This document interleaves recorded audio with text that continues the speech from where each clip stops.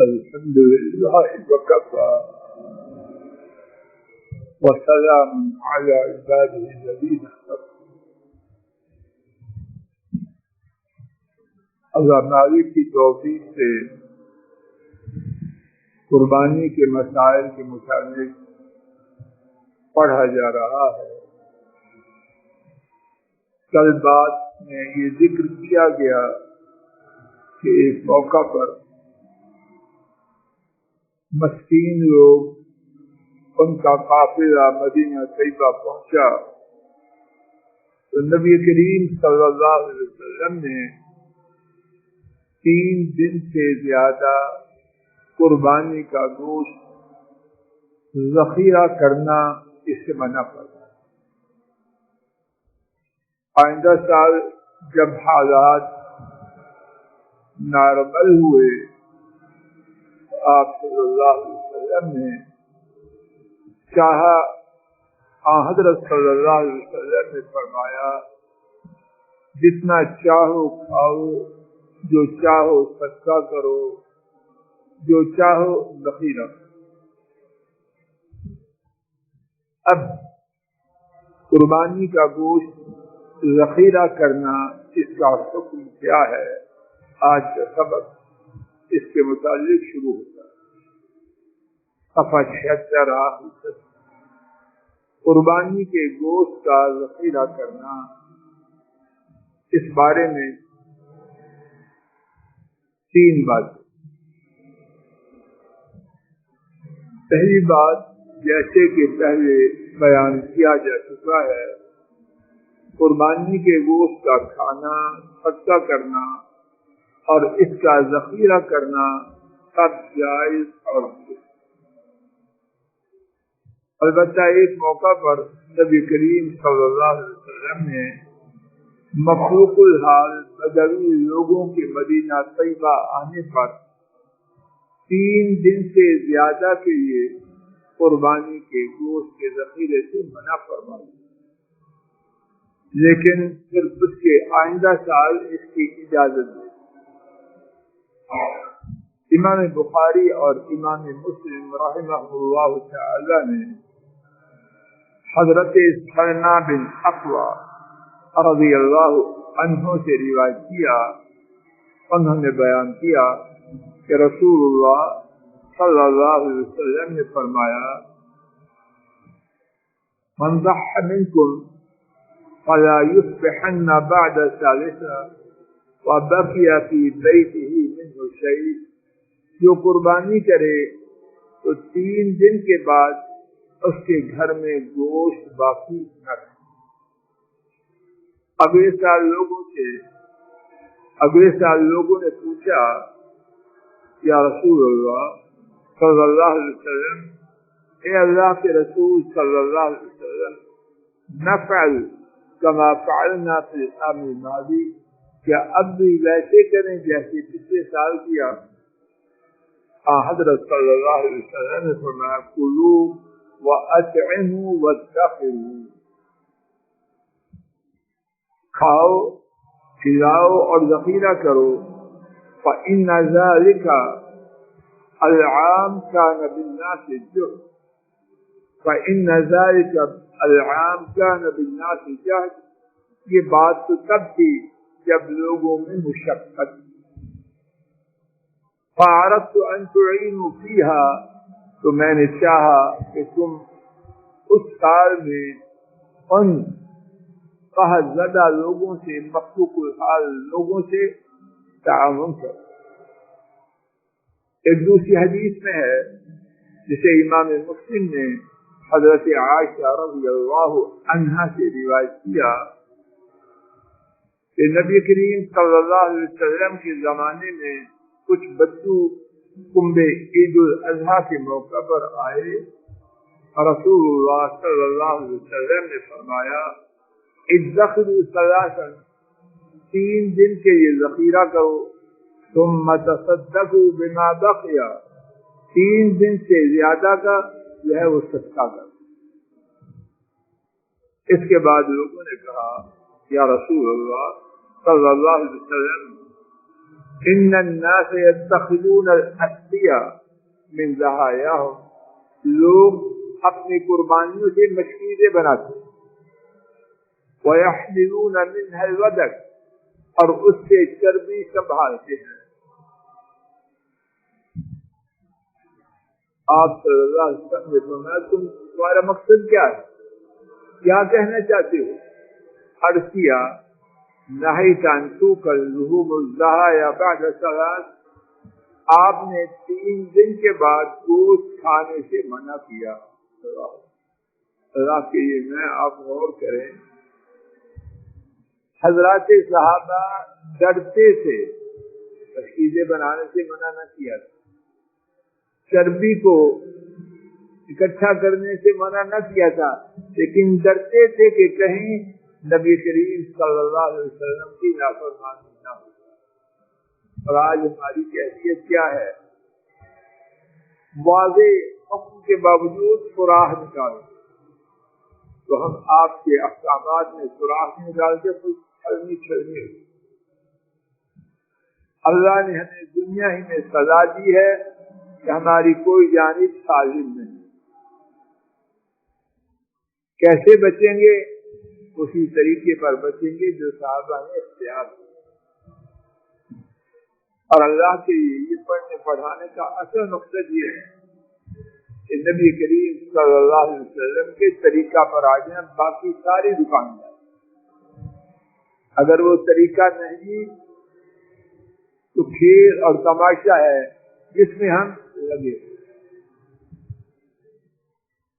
حضرت بات واضح ہوئی تھی، مثلا حضرت صلی اللہ علیہ وسلم نے فرمایا انما نہیتکم من اجل الدابہ، وہ تو آنے والوں کی وجہ سے میں نے روکا تھا، التی دبت، جو آئے، فکلوا وادخروا وتصدقوا، اب کھاؤ، ذخیرہ کرو اور صدقہ کرو، اب تمہیں چھٹی ہے، جیسے چاہو ویسے کرو۔ مسند احمد کی ایک حدیث سے معلوم ہوتا ہے کہ نبی کریم صلی اللہ علیہ وسلم نے فرمایا انی کنت امرتکم الا تأکل اضاحی فوق 3 ایام لتسعکم، میں نے روکا تھا کہ 3 دن سے زیادہ اپنی قربانیوں کا گوشت نہ کھانا، کیوں؟ تاکہ سب کو کفایت کر دے۔ جن لوگوں کے پاس کچھ بھی نہیں ہے ان تک بھی گوشت پہنچ جائے۔ وَإِنِّي أُحِلُّهُ لَكُمْ، اور بے شک میں اب تمہارے لیے جائز قرار دیتا ہوں، فَكُلُوا مِنْهُ مَا شِئْتُمْ، اس سے جتنا چاہو کھاؤ۔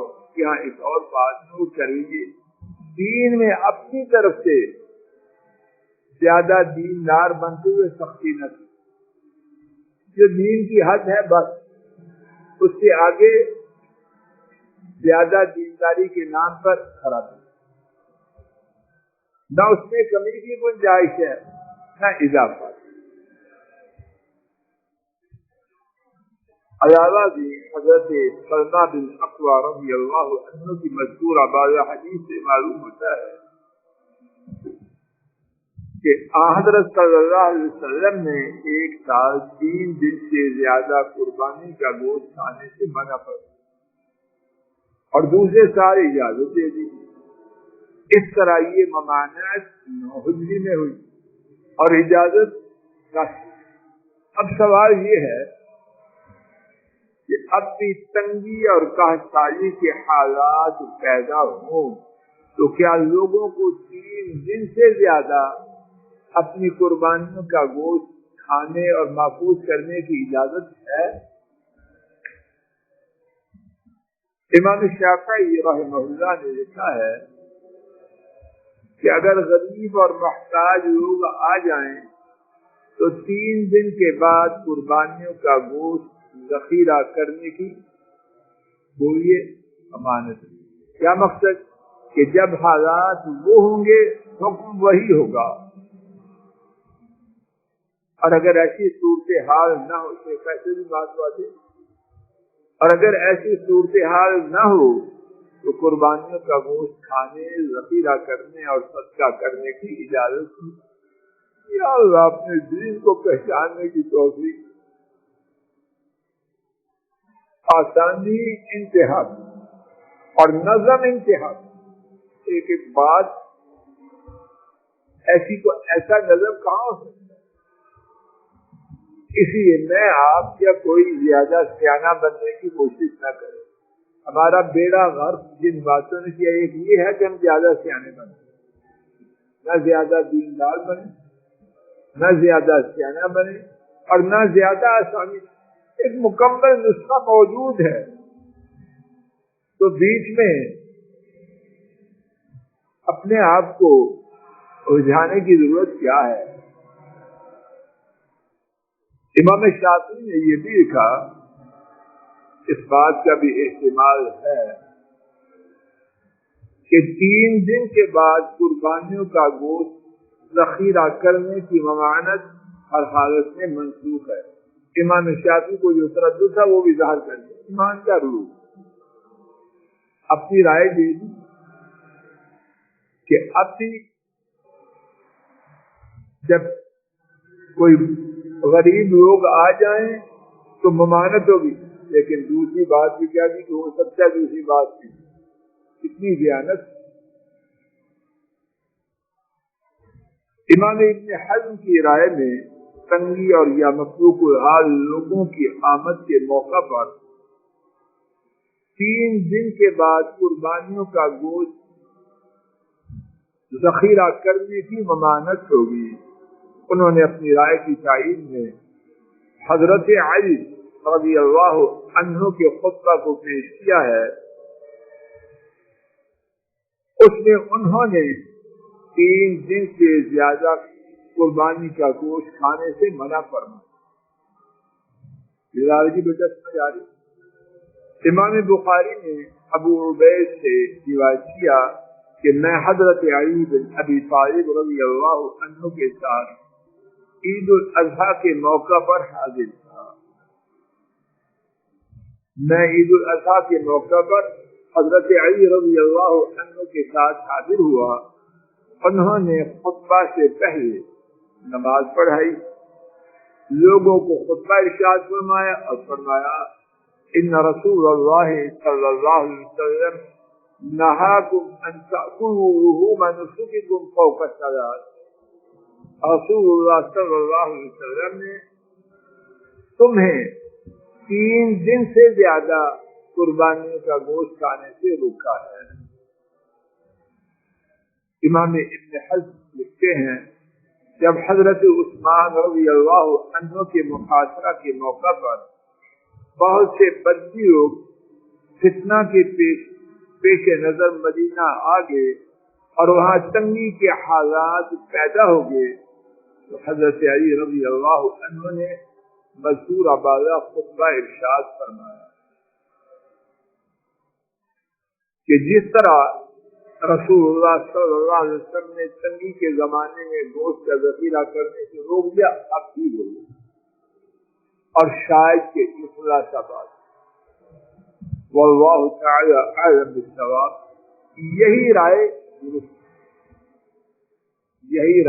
درست ہو کہ عام حالات میں مسلمان قربانی کا گوشت جب تک چاہیں کھا سکتے، لیکن تنگی اور عسرت کے زمانے میں 3 دن سے زیادہ نہ کھائیں تاکہ زیادہ سے زیادہ لوگوں تک قربانی کا گوشت پہنچے۔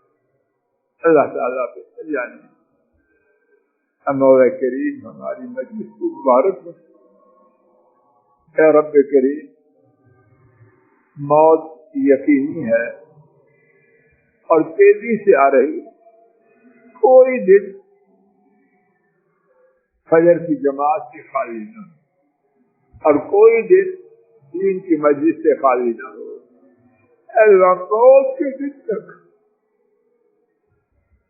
5 نمازیں اور فجر کی نماز جماعت کے ساتھ پڑھنا ہمارے نصیب میں فرما، اور اللہ موت کے دن تک اپنے دین کی مجلس میں حاضری اس سے محروم نہ کرنا۔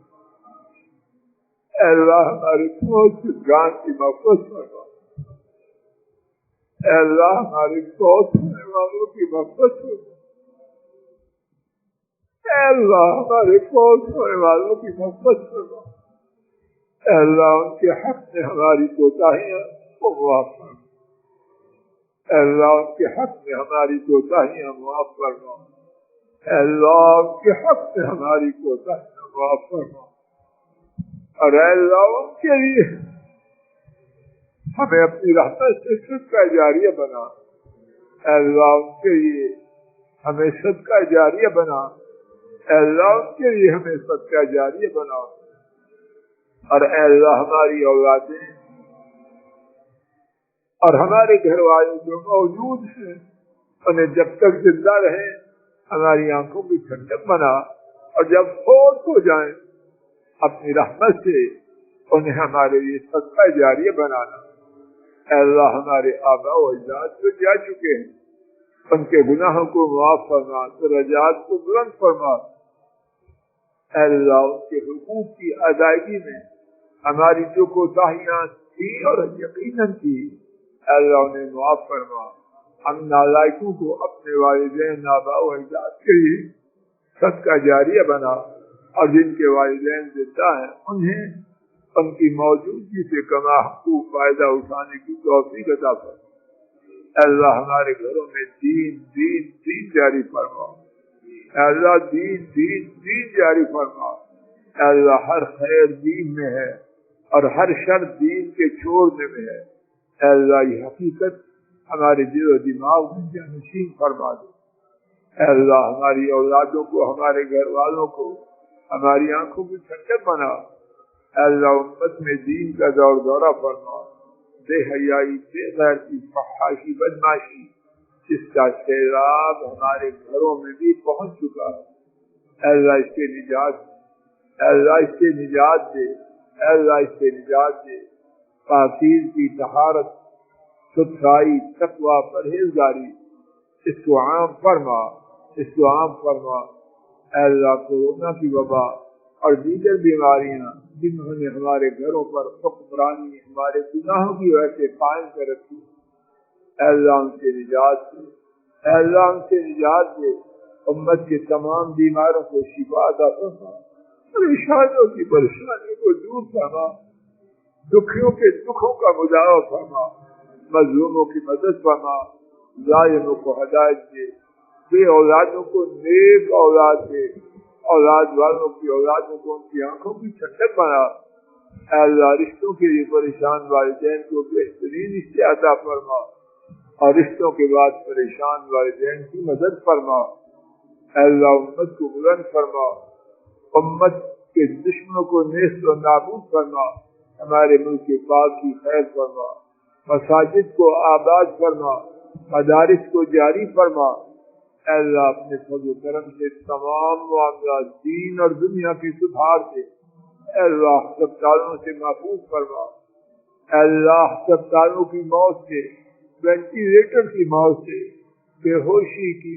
کومے کی موت سے اپنے رحمت سے محفوظ فرما، اے اللہ ایمان، عافیت، صحت و عملی ہدایت والی زندگی عطا فرما، اور ایمان اور عافیت والی، کلمہ توحید والی موت نصیب فرمانا، اے اللہ ایمان و عافیت والی زندگی اور ایمان و عافیت والی موت عطا فرمانا۔ ربنا آتنا فی الدنیا حسنہ وفی الآخرۃ حسنہ وقنا عذاب النار۔ اللهم انا نسألك بأننا نشهد أنك أنت الله لا إله إلا أنت الأحد الصمد الذي لم يلد ولم يولد ولم يكن له كفوا أحد، وصلى الله تعالى على خير خلقه وعلى آله وأصحابه وأهل بيته وأتباعه إلى يوم الدين، آمين يا رب العالمين۔